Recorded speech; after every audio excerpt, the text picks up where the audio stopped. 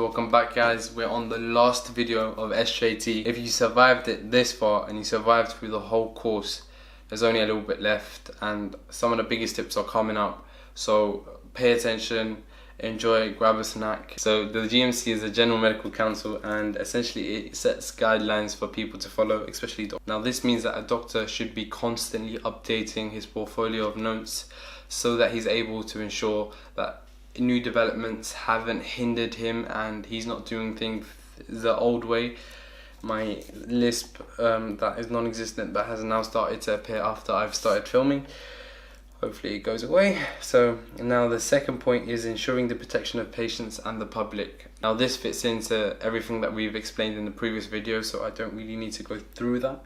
I'll sort of like cross that out. Now another principle by the GMC is respecting the autonomy of the patient. Now respecting autonomy is really important. The reason why I'm saying this is at the end of the day, this is their body, or it's their body. They're carrying around their body, they're living their life. It might be the one day that they're in the hospital or in the surgery, in theatre essentially, that affects their whole life. So if they refuse, for example, for a limb to be cut off, it's their decision. If they're a pianist and it means that 2 of their hands need to be cut off, it could be the case.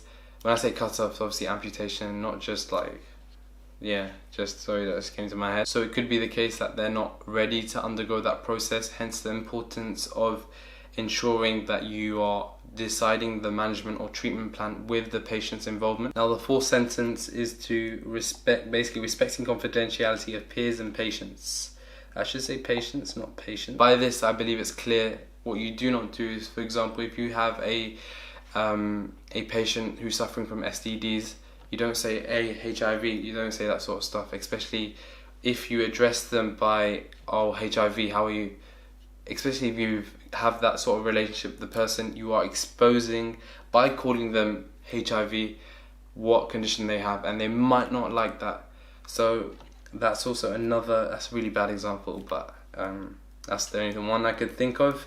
Now getting down to the fifth point, never discriminating against patients.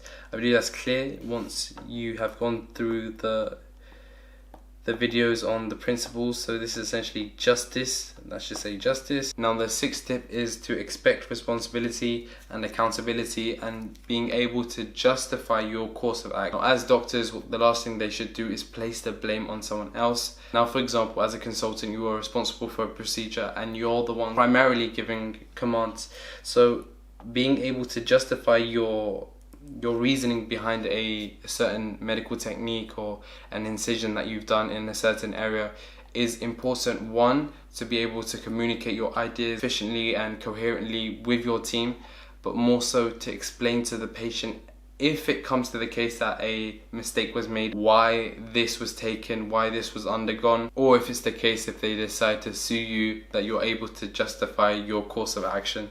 And that's very, very important.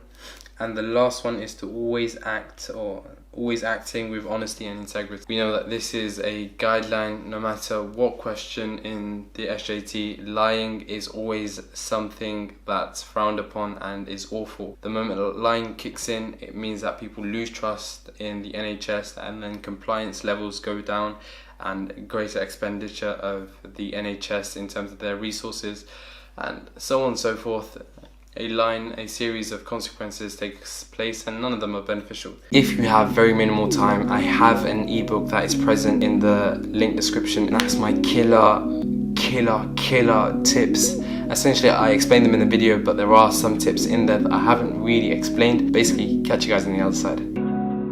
Why is it hard for me